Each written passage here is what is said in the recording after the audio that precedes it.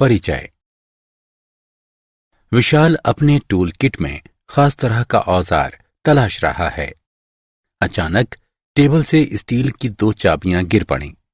चाबियां एक दूसरे पर गिरीं और उनकी सतह पर खरोंच लग गई।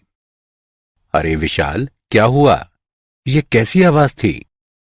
कुछ नहीं पिताजी, कुछ चाबियां फर्श पर गिर गई थीं। अच्छा बेटा। पिताजी, क्या मैं आपसे कुछ पूछ सकता हूं? बिल्कुल बेटा। पिताजी, जब ये चाबियां एक दूसरे से टकराईं तो उनकी लेप की परत इनसे हट गई। ये कैसा लेप होता है पिताजी? ठीक है बेटा, मैं तुम्हें बताता हूं। ये लेप इलेक्ट्रोप्लेटिंग के द्वारा चढ़ाया जाता है। ये चाबियां स्टील की बनी होती हैं और इलेक्ट्रोप्लेटिंग प्रक्रम द्वारा इन पर जिंक का लेप चढ़ाया जाता है। इलेक्ट्रोप्लेटिंग की मदद से आभूषण, नट बोल्ट, शाफ्ट और पाइपों जैसी बहुत सी वस्तुएं हैं जिन पर दूसरी धातुओं का लेप चढ़ाया जाता है। उद्देश्य। इस पाठ के अंत में आप निम्न करने में सक्षम हो जाएंगे। वैद्युत रसायन की व्याख्या करना, वैद्युत रासायनिक सेल को समझना, लवण सेतु की विशेषताएं जानना, वैद्युत रासायनिक सेल का वर्णन करना, इलेक्ट्रोड विभव का वर्णन करना, सेल के ईएमएफ की गणना करना, मानक हाइड्रोजन इलेक्ट्रोड की व्याख्या करना, नैनस्टर समीकरण की गणना करना, गिब्स ऊर्जा की गणना करना, विद्युत अपघटन को वर्गीकृत करना, वैद्युत प्रतिरोध और संवाहकता की गणना करना, सेल नियतांक की गणना करना, कोल-राउश नियम की व्याख्या करना। परिभाषा।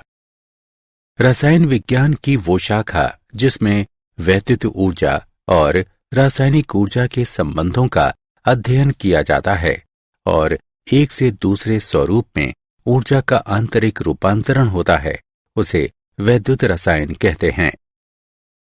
वैद्युत रसायन पर बड़े स्तर पर रासायनिक रूपांतरण और औद्योगिक प्रक्रम आधारित है। उदाहरण: अभिक्रियाई धातुओं का निष्कर्षण, धातुओं का शुद्धिकरण और धातुओं की इलेक्ट्रोप्लेटिंग।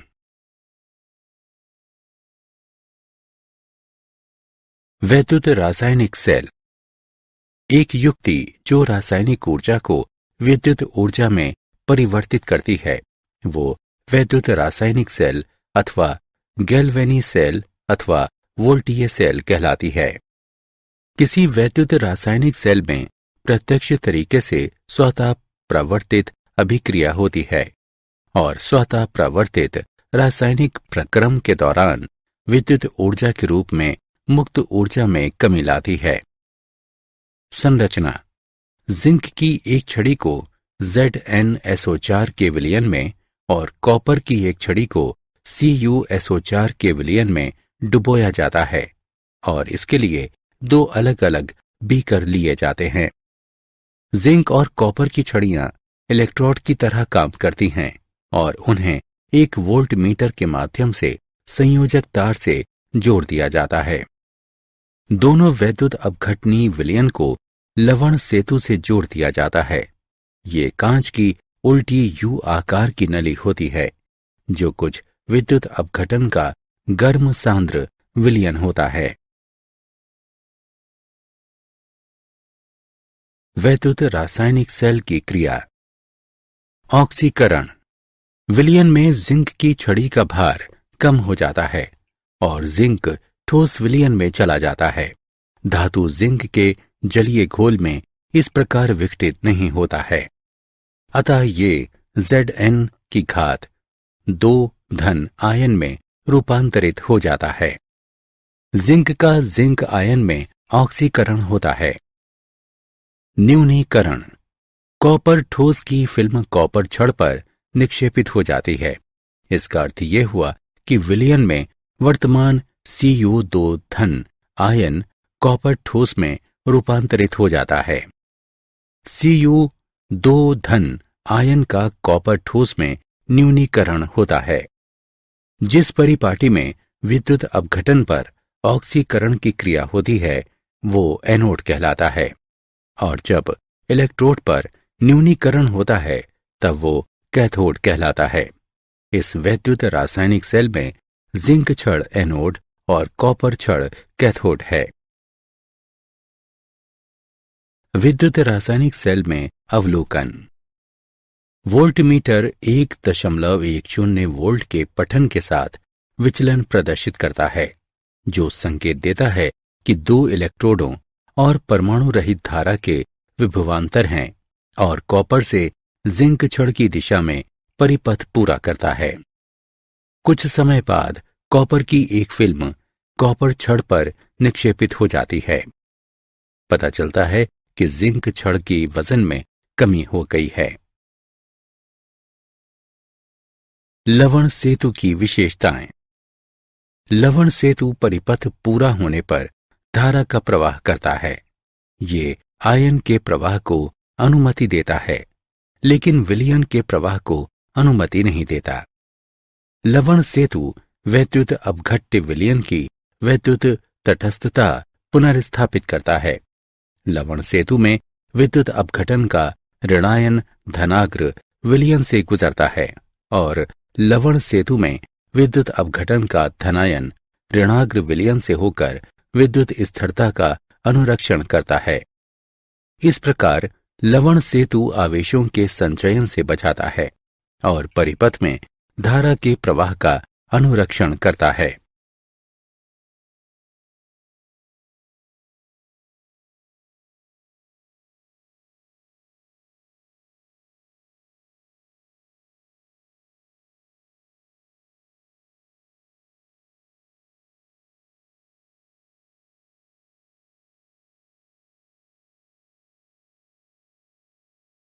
विद्युत रसायन सेल का प्रतिनिधित्व। किसी गैल्वेनोमीटर सेल पर विद्युत रसायन सेल को निम्न ढंग से प्रस्तुत किया जा सकता है। लवण सेल को दो उदग्र रेखाओं द्वारा प्रस्तुत किया जाता है। इलेक्ट्रोड और विद्युत अपघट्य के बीच कला सीमा को एकल उदग्र रेखा द्वारा दर्शाया जाता है। लवण सेतु के वाम हस्त दिशा पर एनोड लिखा जाता है। इसे उस धातु के संकेत के रूप में लिखा जाता है और उसके बाद आयन का संकेत लिखा जाता है, जो साम्य अवस्था में होता है। लवण सेतु के दक्षिण हस्त दिशा पर कैथोड लिखा जाता है। इसे पहले आयन के संकेत के रूप में लिखा जाता है और उसके बाद धातु का संकेत लिखा जाता है, जो साम्य अवस्था में होता है।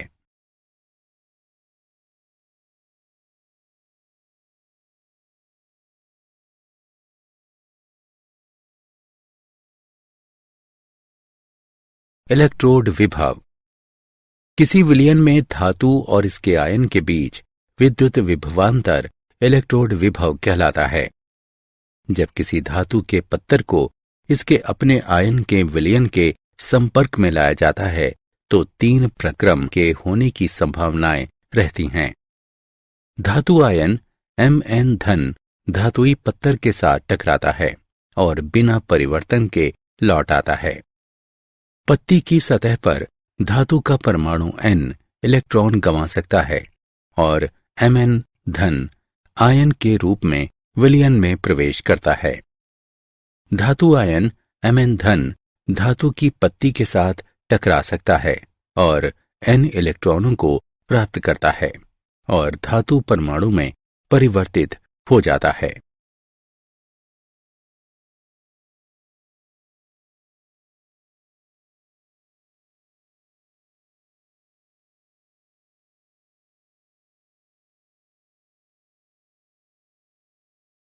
सेल का ईएमएफ। कोई गैल्वेनी सेल 2 अर्ध सेलों से मिलकर बना होता है और इन सेलों में विभिन्न विभव के इलेक्ट्रोड होते हैं। इलेक्ट्रोडों के विभव के अंतर को विद्युत प्रवाहन बल के रूप में जाना जाता है। सेल के ईएमएफ की गणना करने के स्टेप निम्न हैं। एनोड और कैथोड के न्यूनीकरण विभव को प्राप्त करें। दोनों न्यूनीकरण विभवों का संयोजन करें। सेल का ईएमएफ बराबर कैथोड का न्यूनीकरण विभव घटा एनोड का न्यूनीकरण विभव। ई सेल बराबर ई कैथोड घटा ई एनोड, अथवा ई सेल बराबर ई दायां घटा ई बायां।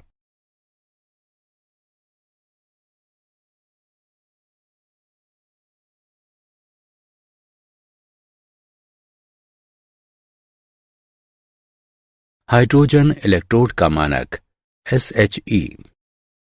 इस पर प्लेटिनम ब्लैक के साथ प्लेटिनम इलेक्ट्रोड की परत चढ़ी रहती है। प्लेटिनम इलेक्ट्रोड 1m सांद्रण के H धन आयन के घोल में डूबा रहता है। एक परमाणु के दबाव में शुद्ध हाइड्रोजन गैस से 298 केल्विन ताप पर बुलबुला कराया जाता है। प्लेटिनम इलेक्ट्रोड निष्क्रिय रहता है। आधी अभिक्रिया इसकी सतह पर होती है और जिसके द्वारा इलेक्ट्रॉन का आवागमन होता रहता है। हाइड्रोजन इलेक्ट्रोड एनोड अथवा कैथोड की तरह काम करता है, जो दूसरे इलेक्ट्रोड पर निर्भर करता है जिससे वो जुड़ा होता है। यदि SHE एक एनोड की तरह काम करता है तो इस पर ऑक्सीकरण की क्रिया होती है। एनोड अर्ध सेल को प्रदर्शित करता है। यदि SHE एक कैथोड की तरह काम करता है तो इस पर न्यूनीकरण की क्रिया होती है। कैथोड अर्ध सेल को प्रदर्शित करता है। मानक हाइड्रोजन इलेक्ट्रोड का इलेक्ट्रोड विभव 0 की तरह लिया जाता है।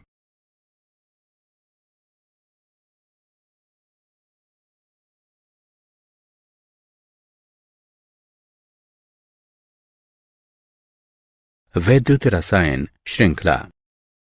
हाइड्रोजन इलेक्ट्रोड का मानक इलेक्ट्रोड विभव 0 रखकर इलेक्ट्रोड की बड़ी संख्या के मानक इलेक्ट्रोड विभव का निर्धारण किया जाता है। जब विभिन्न प्रकार के इलेक्ट्रोडों को बढ़ते अथवा घटते क्रम में सजाया जाता है तो उनके मानक इलेक्ट्रोड विभव का मान एक श्रृंखला में प्राप्त करते हैं, जिसे वैद्युत रसायन श्रृंखला कहा जाता है।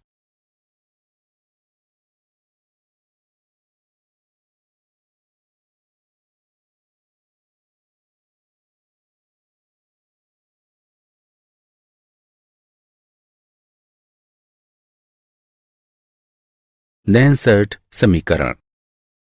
नैनसर्ट समीकरण विद्युत अपघटन सांद्रता और इसके इलेक्ट्रोड विभव के बीच के संबंध को दर्शाता है। इलेक्ट्रोड अभिक्रिया को न्यूनीकरण अभिक्रिया के रूप में लिखा जा सकता है।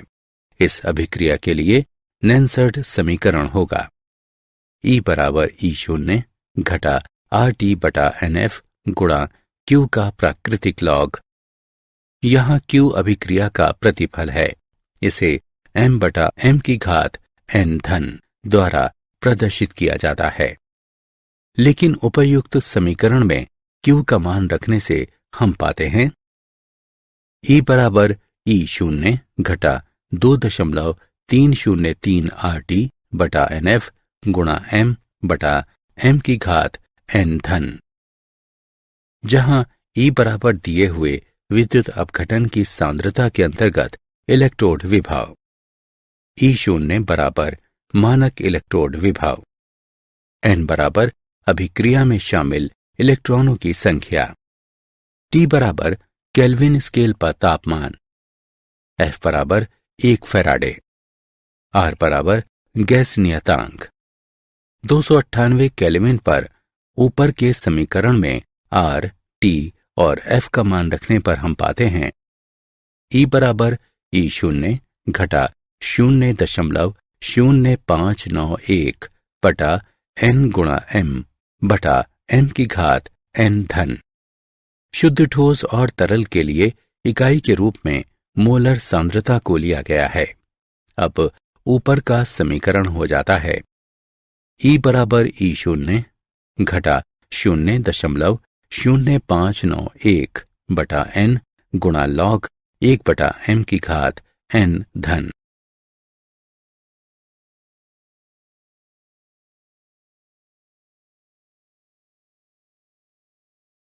नेंसर्ट समीकरण और सेल का ईएमएफ।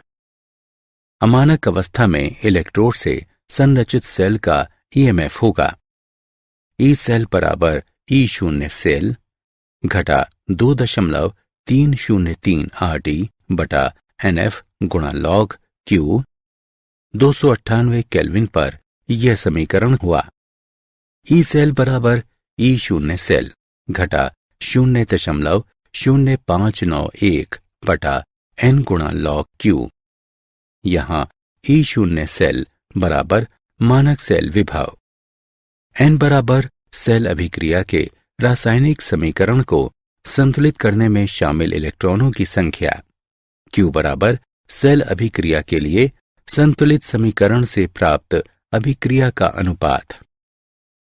मान लिया जाए कि सेल अभिक्रिया है AA जमा BB देता है CC जमा DD।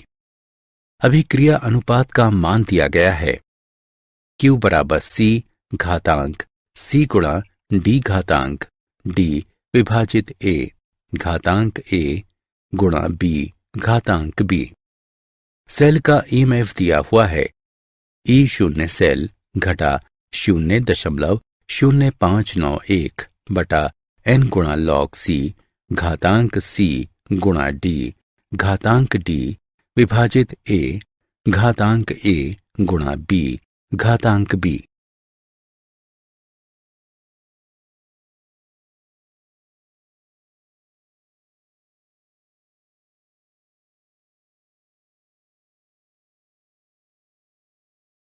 नेंसर्ट समीकरण और साम्य स्थिरांक। एनोड और कैथोड का विभवांतर जब तक रहता है वैद्युत रासायनिक सेल काम करता है। जब सेल काम करता है और इसकी अभिक्रिया होती रहती है, कैथोड पर विद्युत अपघटन की सांद्रता घटती है, कारण कि इलेक्ट्रोड पर आयनों का जमा हो जाना, और उसी दौरान एनोड पर विद्युत अपघटन की सांद्रता में वृद्धि होती है, कारण विलयन में धातु का अपघटन होना। परिणाम स्वरूप समय बीतने के साथ कैथोड का इलेक्ट्रोड विभव घटता है और एनोड का बढ़ता है। मूलभूत रूप से एनोड पर विद्युत अपघटन और कैथोड पर विद्युत अपघटन की सांद्रता का कुछ अनुपात पर इलेक्ट्रोड के विभव का मान समान रहता है, इसलिए सेल का विभव शून्य हो जाता है। इस स्थिति में वैद्युत रासायनिक सेल काम करना बंद कर देता है और ये सेल की साम्यता की स्थिति होती है। सेल का मानक ईएमएफ जानने के लिए सेल अभिक्रिया के लिए साम्य स्थिरांक को इस प्रकार प्राप्त किया जा सकता है। वैद्युत रासायनिक सेल और गिब्स ऊर्जा। गैल्वेनी सेल द्वारा किया हुआ उत्क्रमणीय कार्य गिब्स ऊर्जा में कमी के बराबर होता है। यदि सेल का ईएमएफ E है और NF उससे होकर गुजरने वाला आवेश है और डेल्टा RG अभिक्रिया की गिब्स ऊर्जा है, तो दिया हुआ है डेल्टा RG बराबर घटा NF E सेल। यदि सभी अभिकर्मी वर्गों की सांद्रता समान है तो E सेल बराबर E शून्य सेल, डेल्टा RG बराबर घटा NF E शून्य सेल। E शून्य सेल के मान की गणना करने पर हमें डेल्टा RG शून्य अभिक्रिया की मानक गिब्स ऊर्जा का मान प्राप्त होता है। अभिक्रिया की मानक गिब्स ऊर्जा और साम्य स्थिरांक निम्न समीकरण से संबंधित है। डेल्टा RG शून्य बराबर घटा RT प्राकृतिक लॉग K।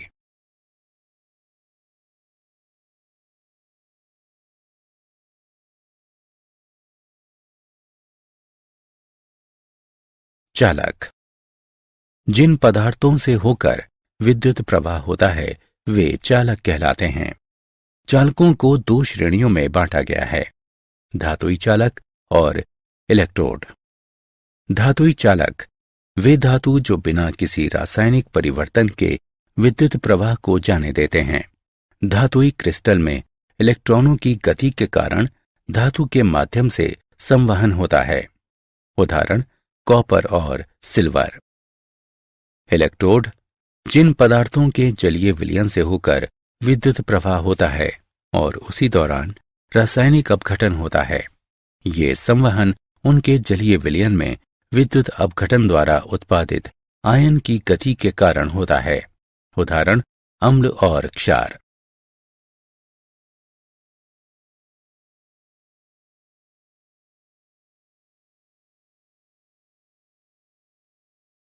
विद्युत अपघट्य का वर्गीकरण। आयनीकरण के प्रसार के कारण विद्युत अपघटनों को दो श्रेणियों में बांटा गया है, प्रबल विद्युत अपघट्य और दुर्बल विद्युत अपघट्य। प्रबल विद्युत अपघट्य ये अपने जलीय विलयन में पूरी तरह आयनित होते हैं। उदाहरण के लिए HCl, NaOH और KCl। दुर्बल विद्युत अपघट्य वे जलीय विलयन में आयनित होते हैं और इनके आयनन के निम्न अंश होते हैं। बिना अलग किए हुए अणुओं के साथ इनके जलीय विलयन साम्यावस्था में आयन से युक्त होते हैं। दुर्बल विद्युत अपघट्य के आयनन का अंश यानी डिग्री तनुता के साथ बढ़ता है और अनंत तनुता पर संगठित होता है। उदाहरण के लिए NH4OH और CH3COOH।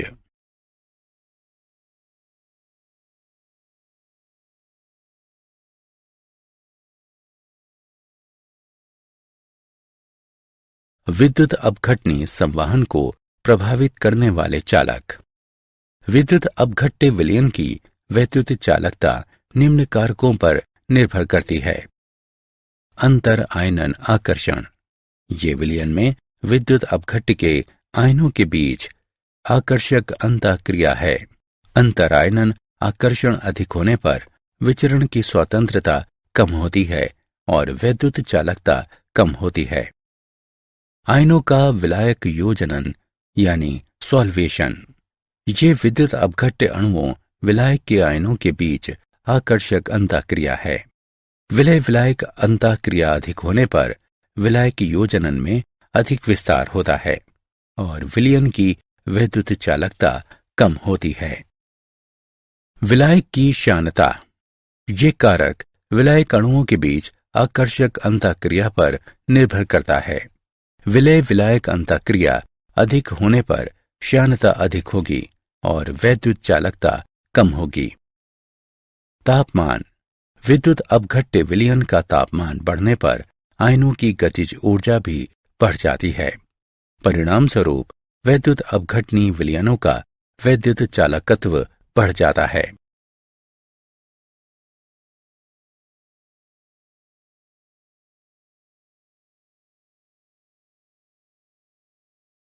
वैद्युत प्रतिरोध। प्रत्येक चालक पदार्थ में विद्युत प्रवाह में अवरोध उत्पन्न होता है जिसे प्रतिरोध कहते हैं। ओम का नियम, इस नियम के अनुसार किसी संपूर्ण चालक का विभवांतर इससे होकर गुजरने वाली धारा के सीधा समानुपाती होता है। V बराबर IR अथवा V बटा I बराबर R। चालक से होकर प्रवाहित होने वाली धारा के विभवांतर का अनुपात अचर रहता है और ये चालक का प्रतिरोध कहलाता है। इसकी इकाई ओम है। प्रतिरोधकता, 1 सेंटीमीटर लंबाई के चालक के साथ 1 वर्ग सेंटीमीटर के अनुप्रस्थ काट के क्षेत्रफल द्वारा उत्पन्न प्रतिरोध के रूप में इसकी व्याख्या की जाती है। किसी चालक का प्रतिरोध उस चालक की लंबाई का सीधा समानुपाती और उसके अनुप्रस्थ काट के क्षेत्रफल का व्युत्क्रमानुपाती होता है। R बराबर रो L विभाजित A, जहां रो विशिष्ट प्रतिरोध अथवा प्रतिरोधकता के रूप में जाना जाता है।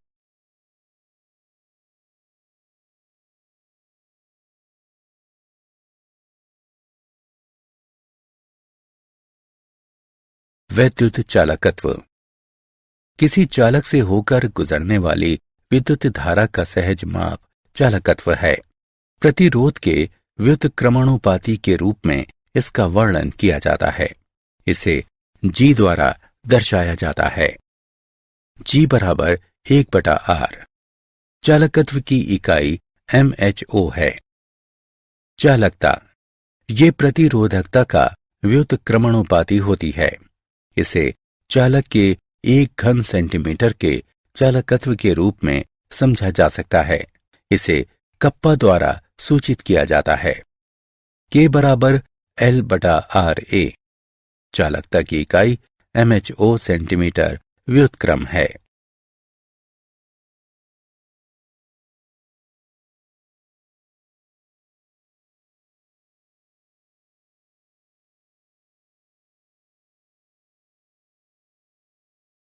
वैद्युत अपघट्य विलयन की मोलर चालकता। किसी विलयन का चालकत्व मोलर चालकता है, जिसमें 1 ग्राम अणु अथवा वैद्युत अपघट्य का 1 मोल इस प्रकार होता है कि पूरे विलयन को 1 सेंटीमीटर के फासले पर 2 इलेक्ट्रोडों के बीच रखा जाता है। इसे लैम्डा m द्वारा निर्देशित किया जाता है। किसी विलयन के 20 सेंटीमीटर घन के लिए 1 मोल वैद्युत अपघट्य विलयन को 1 सेंटीमीटर फासले पर 2 बड़े इलेक्ट्रोडों के बीच रखा जाता है। इस तरह चालकता और मोलर चालकता के बीच के संबंध को इस प्रकार दर्शाया जा सकता है। लैम्डा m बराबर कप्पा और आयतन का गुणनफल। मोलर चालकता के उदाहरण। व्यास 1 सेंटीमीटर, लंबाई 50 सेंटीमीटर के किसी स्तंभ का वैद्युत प्रतिरोध 0.05 मोल प्रति लीटर NaOH विलयन में 5.5 गुणा 10 पर घातांक 3 ओम है, तो प्रतिरोधकता, चालकता और मोलर चालकता ज्ञात करें। अब हम हल करते हैं। यहां दिए हुए मान हैं R बराबर 5.5 गुणा 10 घातांक 3 ओम, C बराबर 0.05 मोल प्रति लीटर, R बराबर 0.5 सेंटीमीटर, L बराबर 50 सेंटीमीटर। हम जानते हैं कि क्षेत्रफल बराबर पाई R वर्ग।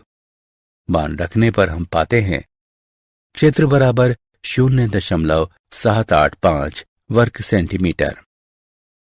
हम जानते हैं कि R बराबर रो L/A। मान रखने पर हम पाते हैं प्रतिरोधकता बराबर 87.135 ओम सेंटीमीटर। हम जानते हैं कि चालकता प्रतिरोधत्व का व्युत्क्रमणुपाती होता है। मान रखने पर हम पाते हैं चालकता बराबर 0.01148 सीमेंस सेंटीमीटर व्युत्क्रम। हम जानते हैं कि मोलर चालकता बराबर कप्पा गुणा 1000 विभाजित C। मान रखने पर हम पाते हैं मोलर चालकता बराबर 229.6 सीमेन वर्ग सेंटीमीटर मोल व्युत्क्रम।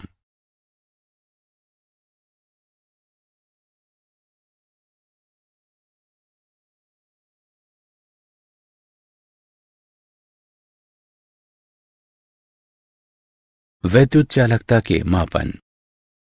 वैद्युत अपघटनी विलयन का प्रतिरोध व्हीटस्टोन ब्रिज पद्धति से मापा जाता है। वैद्युत अपघट्य विलयन युक्त चालकता सेल के एक सिरे को व्हीटस्टोन ब्रिज से जोड़ा जाता है। इसमें 1500 से 3000 चक्रीय आवृत्ति परास की प्रत्यावर्ती विद्युत धारा प्रवाहित की जाती है। यहां दिष्ट धारा का उपयोग नहीं होता है, क्योंकि इसका कारण वैद्युत अपघटन है और ध्रुवण प्रभाव के कारण इलेक्ट्रोड के नजदीक वैद्युत अपघनी विलयन में परिवर्तन है। प्रतिरोध R1, R3 और R4 को इस प्रकार व्यवस्थित किया जाता है कि एक रिक्त बिंदु प्राप्त होता है। रिक्त बिंदु को संसूचक P द्वारा निर्देशित किया जाता है। रिक्त बिंदु पर R1/R2 बराबर R3/R4। R2 वैद्युत अपघटनी विलयन का प्रतिरोध है। R2 बराबर R1 गुणा R4 विभाजित R3। वैद्युत अपघटनी विलयन के प्रतिरोध R1, R3, R4 के मान प्राप्त कर हम R2 की गणना करते हैं। R2 का व्युत्क्रमणोपाती विलयन का चालकत्व देता है।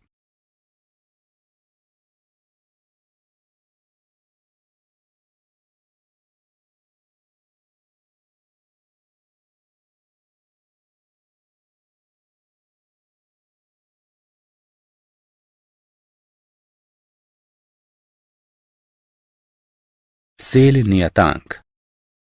सेल नियतांक बराबर होता है चालकता बटा चालकत्व के। इसे जी एस्टेरिस्क द्वारा प्रदर्शित किया जाता है।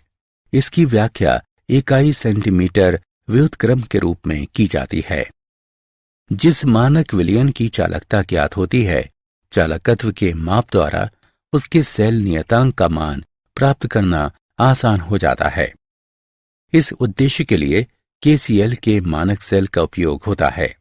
विभिन्न सांद्रता और तापमानों में जिसकी चालकता ज्ञात होती है। सेल नियतांक बराबर 0.0128886/x। एक बार सेल नियतांक ज्ञात हो जाने पर वैद्युत अपघटनी विलयन के चालकत्व अथवा प्रतिरोध से चालकता की गणना की जा सकती है।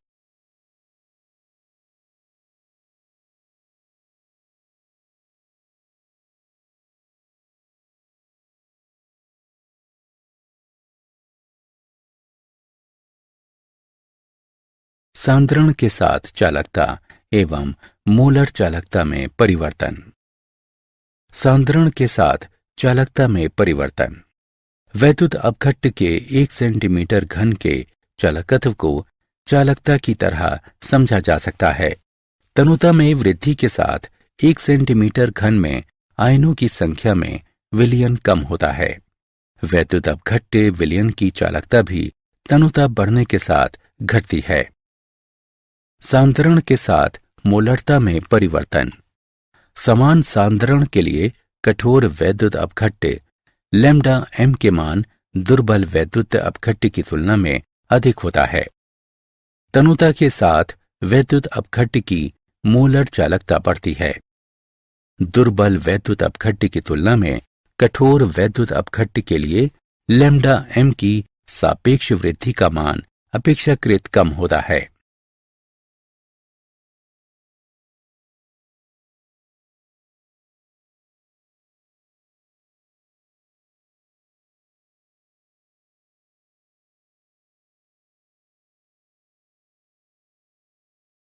सांद्रण के साथ मोलर चालकता की ग्राफीय प्रस्तुति।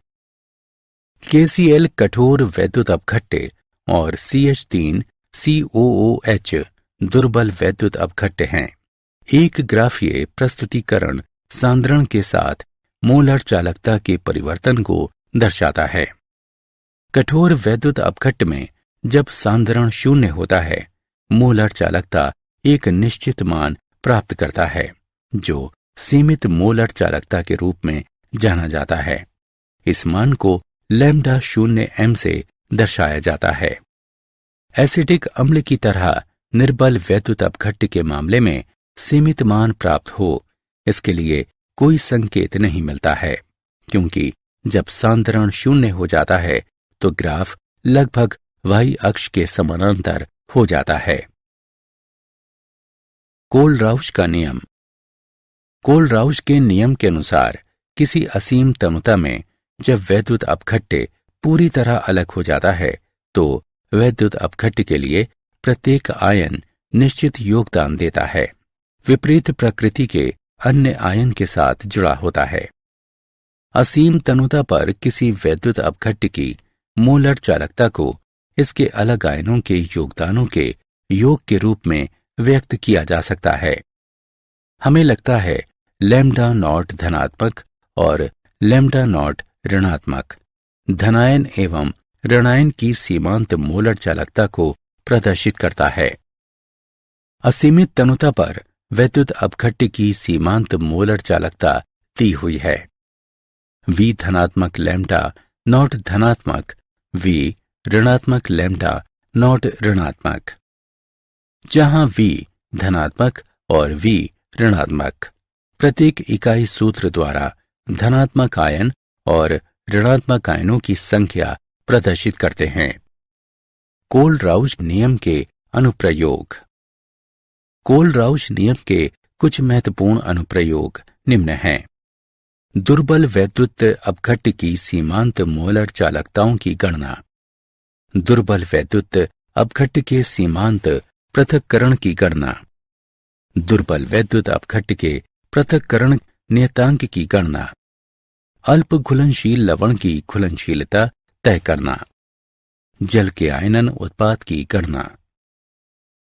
सारांश। आइए हमने जो कुछ सीखा है उसे संक्षेप में दोहराएं।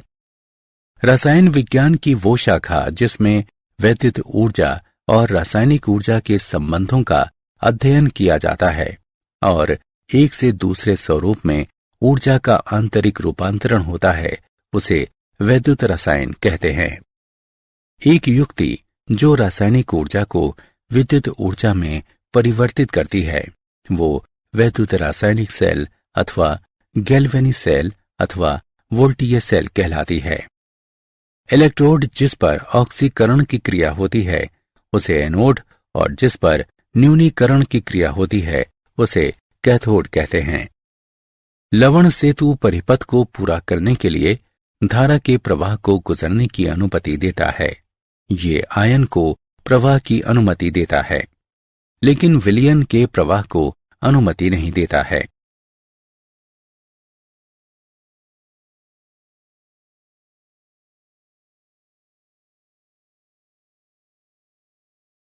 किसी विलयन में धातु और इसके आयनों के बीच वैद्युत विभवांतर को स्थापित करने को इलेक्ट्रोड विभव कहते हैं।